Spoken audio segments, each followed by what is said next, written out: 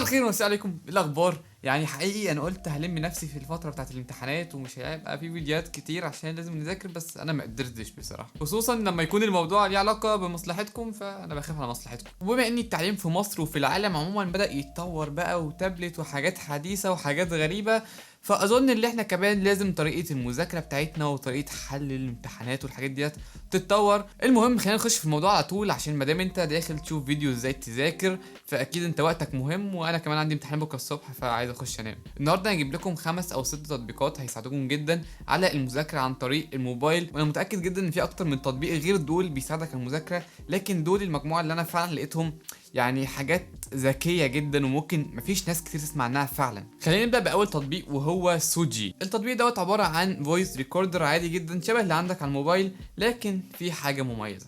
دلوقتي في اي درس في اي محاضره، لو انت حتى في كليه، الطبيعي ان الاستاذ او الدكتور بيشرح حبه وممكن في النص يهزر 5 دقايق، حد يقول حاجه فالناس تضحك، يعني ممكن في الاخر الحصه تبقى ساعتين، لكن المحتوى اللي الدكتور بيتكلم فيه او الاستاذ بيتكلم فيه ممكن ما يكملش ساعه ونص، فانت عندك نص ساعه انت ملهاش لازمه. فلو انت بتسجل المحاضره او الدرس دوت، فانت ليه تسمع النص ساعه ديت؟ فالبرنامج دوت بيعمل حاجه كويسه جدا، وهو انك ممكن تسجل صوت عادي. انا دوست ستارت، نعمل كونتينيو، هو كده بدأ يسجل وبيسجل صوت. جه في وقت مثلا احنا خلصنا الدرس الاول وفي 5 دقايق بريك او حاجه، وبعد كده نخش في الدرس التاني، ففي الحته اللي انت مش عايزها تسجل انت هتدوس مره كمان، فهو كده وقف تسجيل، لكن لسه بيعد. لو انت واخدين بالكم من فوق هتلاقوا هو لسه بيعد، لكن هو وقف تسجيل مش بيسجل. جينا نكمل تاني فهدوس مره كمان، بدأ يسجل مرة تاني، وهكذا ممكن ندوس مرة 2 3، وبعد ما نخلص خالص بندوس دوسة مطولة على الشاشة، وكده الريكورد بتاعنا اتحفظ. الحلو بقى ان هو بيحط لك كل اللي سجله دوت في فايل واحد، فانت لما تيجي هنا لريفيو هتلاقي فيه كذا ريكورد انا مسجله، لكن اللي احنا لسه مسجلينه دلوقتي هو اول واحد. وزي ما انت شايف هو متكون من 3 مقاطع، فاحنا بدأنا ووقفنا ووقفنا وبدأنا لغاية ما بقى فيه 3 مقاطع مختلفة من الصوت احنا سجلناهم. ممكن بقى اول واحد نسميه مثلا الدرس رقم 1، او انت في محاضرة تسميه مثلا الجزء الفلاني من المحاضرة الكذا، وجزء تاني مثلا يبقى كل جزء في المحاضرة انت مسجله في حتة واحدة، لكن كلهم في فايل واحد اللي هو بتاع المحاضرة عامة او الدرس عموما، لكن انت من جوه مقسمهم الدرس الاول الدرس التاني. الموضوع منظم جدا، انك لو عايز تسمع حاجة معينة مش هتخش تدور، فانت مقسمهم كده كده، فالموضوع مفيد جدا بصراحه. التطبيق التاني اللي معانا اسمه ميرلين، وده التطبيق بقى ممكن يكون دخل في المنهج الحكومي شويه بالنسبه للثانويه والاعداديه في مصر والسعوديه، فهو مش عارف ليه مصر والسعوديه بس مفيش دول تانية. اللي بيعمل التطبيق دوت اللي هو المفروض بيبدا يعلمك بطريقه لطيفه شويه او طريقه مريحه شويه. فاحنا مثلا عندنا بنك للاسئله مثلا، فدخلنا ممكن هنا عندك اختيار ماي كولكشن او الحاجات اللي انت بتختارها، وهنا الكتب عموما يعني او كل حاجه. فعندك بيولوجي، عندك فرنساوي، كيمستري، جغرافيا، الماني، عندك فعلا كل حاجه. لكن الفكره اللي هنا الكتاب ب50 جنيه، فانت هنا لازم تدفع فلوس عشان تاخد الخدمه بتاعتهم، ودي حاجه مش مناسبه لكل الناس. قدام شويه هنلاقي في اختيار افضل مجاني هنتكلم عليه كمان شويه، لكن دلوقتي خلينا نجرب. مثلا ممكن تعمل تجربه ببلاش للغه العربيه، فخلينا نجرب مع بعض.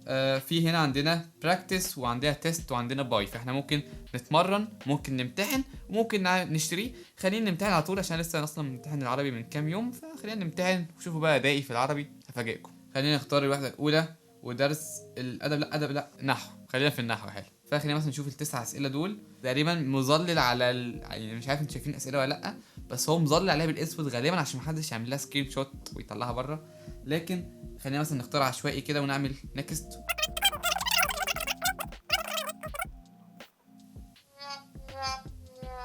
حركه ذكيه شويه الحركه اللي هم يخلوا الشاشه لونها اسود ديت، عشان لما تيجي تعمل سكرين شوت ما تبقاش باينه قوي، او زي ما انا كنت بصور بالكاميرا ما تبانش قوي، فيبقى في حقوق ملكيه ليهم. لكن زي ما قلنا البرنامج مش لكل الناس، لكن انا حاسه برنامج كويس جدا، خصوصا ان الاسئله اللي فيه اسئله يعني مش تافهه، هي اسئله فعلا قويه. انا بصراحه ما جربتوش قوي، لكن عملت تجربه لكذا مات تاني غير العربي فهو عجبني جدا، لكن ممكن دوت التطبيق الوحيد اللي انا ما جربتوش كتير في حياتي اليوميه يعني. البرنامج التالت اللي معانا اسمه تايد، ودوت بيعمل تكنيك مشهور جدا في المذاكره اسمه البومودورو تكنيك. طماطم، هو التكنيك بتاع الطماطم، لكن يعني هو للمذاكره مش للطبيخ. لو انت حابب تعرف اكتر عن التكنيك دوت هتلاقي فوق فيديو كده لاحمد ابو زيد كان بيتكلم بتفصيل اكتر وباستفاضه اكتر عن التكنيك دوت. هو التكنيك متعارف عليه بالمذاكره، عباره عن انك بتذاكر 25 دقيقه وبتريح 5 دقائق. فالاب دوت المفروض هو بيساعدك بشكل ما على حاجات كتير من ضمنهم التكنيك دوت في المذاكره. فخلينا اشرح لكم البرنامج واحده واحده. اول حاجه انت عندك تحت كذا كاتيجوري او كذا اختيار ممكن تختاره. فوكس ودوت لو انت عايز تركز، سليب لو انت عايز تنام، ريلاكس لو عايز تريح، بريز لو انت عايز تتنفس. من الاخر اللي البرنامج دوت بيعمله هو انه بيدخلك في المود بتاع المذاكره او النوم او التركيز او الاسترخاء عن طريق موسيقى. فمثلا لو انت بتحب تذاكر على صوت المطره فهو بيشغل لك صوت مطره كده خفيف، ممكن يدخلك في مود انك في صحراء ولا حاجه. يعني خليني اجربكم دلوقتي. انا دلوقتي عايز افوكس، عايز استدي، عايز اذاكر، فهندوس على الفوكس. فهو لوحده قال لك انك هتذاكر لمده 25 دقيقه زي ما انتم شايفين كده، وممكن نزودها ممكن ننقصها، بعد كده ممكن تاخد بريك لمده 5 دقائق. لكن الحلو هنا انك انت ممكن بقى تختار المود اللي انت عايزه. فمثلا اوشن، احنا عايزين نحس ان احنا جنب محيط او جنب بحيره وبنذاكر، فهنعمل ستارت.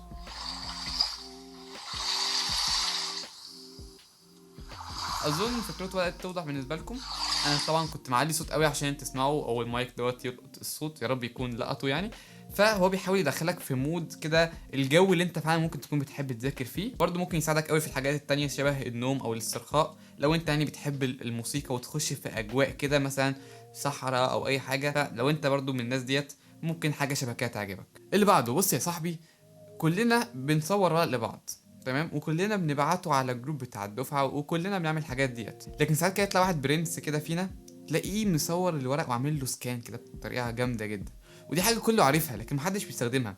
هو انك تعمل سكان لاي ورق عن طريق الموبايل. في كذا تطبيق بيعمل الحاجات ديت، لكن الفكره انك تستخدم الحاجات ديت حقيقي. فالنهارده جايب لكم برنامج اللي هو ادوبي سكان، هو من شركه ادوبي، فهو برنامج من شركه كبيره جدا، وفي كذا ميزه حلوه جدا هوريكم دلوقتي. هتلاقوا اول ما فتح على طول عندنا تحت كده في كاميرا، وفي ممكن تجيب صوره انت من اللي انت مصورهم قبل كده حتى وتعمل لهم سكان بعد ما تكون صورتهم.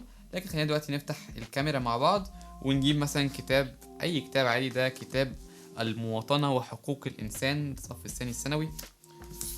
طبعا سيبوكوا انتوا بقى من الحاجات اللي انا حاططها جوه ديت، محدش هيفهم غير اللي في تانية ثانوي. فهنا في ورقه اهو عايز اصورها وابعتها لحد من الناس اللي اعرفهم. فالطريقه المعتاده ان انا بصور عادي وابعتها بتبقى الصوره مش كويسه ومش باينه. لكن هنا بقى انت ممكن تعمل اسكان للدوكيمنت او لكارت او لاي نوع من انواع الحاجات اللي ممكن تعمل لها سكان، وكمان ممكن تحولها لبي دي اف. لكن خلينا دلوقتي نجرب بس اللي احنا نصور الورقه ديت بس. اوكي، فاحنا كده صورنا، هتلاقي اللي هو اوتوماتيكي يحدد الورقه فين. لكن انت برضو ممكن تظبط الزوايا شويه، لو هو مش مظبطها قوي ممكن تظبطها، هو بيعمل لك زوم كده وانت تظبطها. بقى كده بندوس كونتينيو، هتلاقي اوريدي الصوره اتعملت لها سيف، واول ما تفتحها هتلاقي بقى هنا ان الورقه اتعمل لها سكان.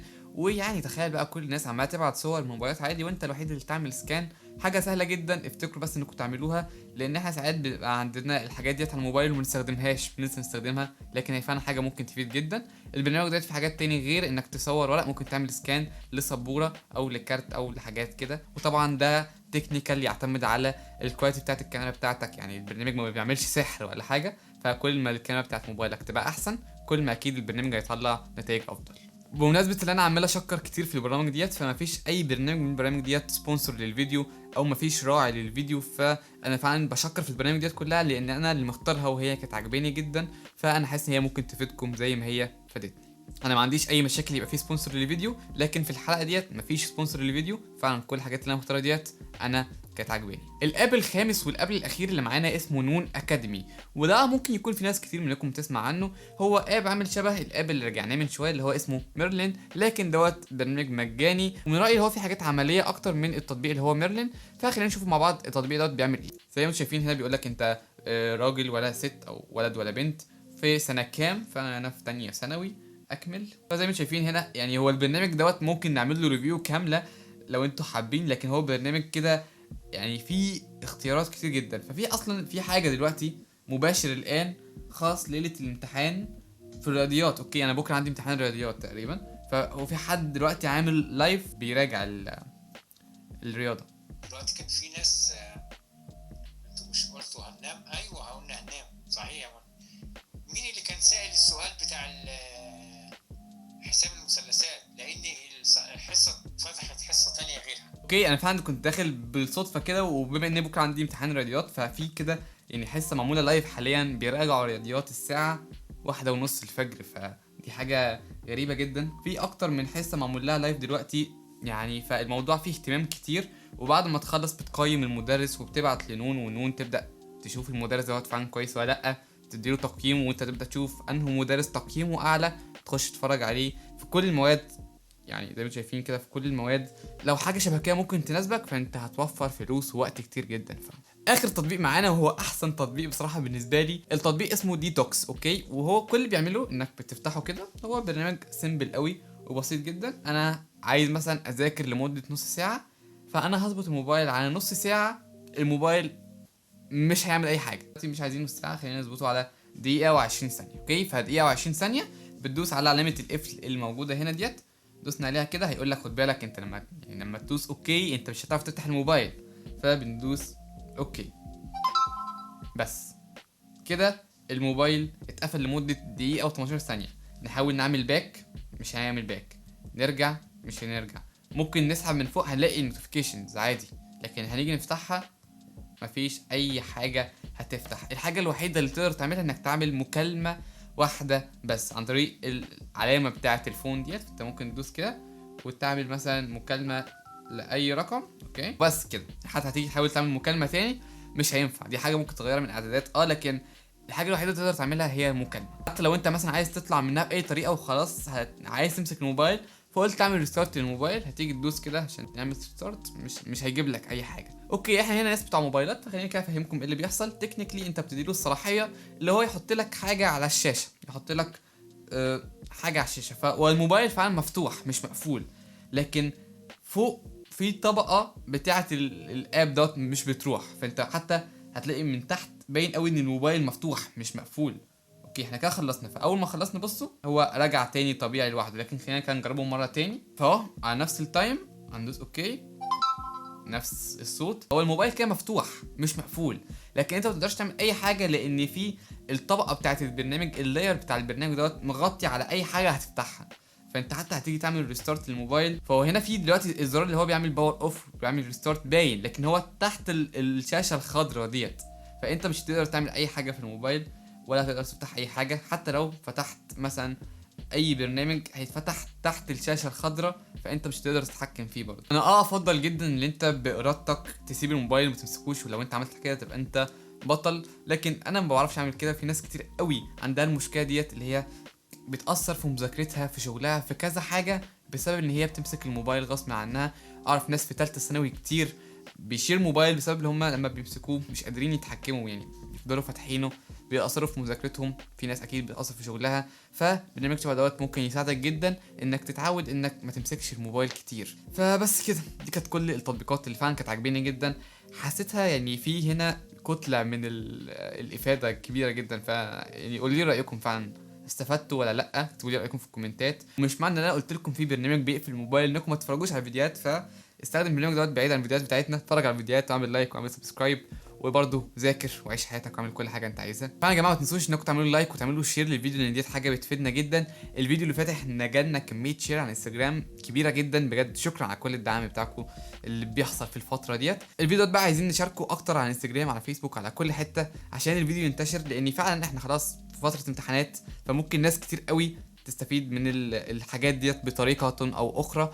فاعمل شير للفيديو، ولو هتعمل شير على انستجرام اعمل لي تاج، هتلاقي الانستجرام بتاعي هنا بننزل عليه كواليس وحاجات كتير.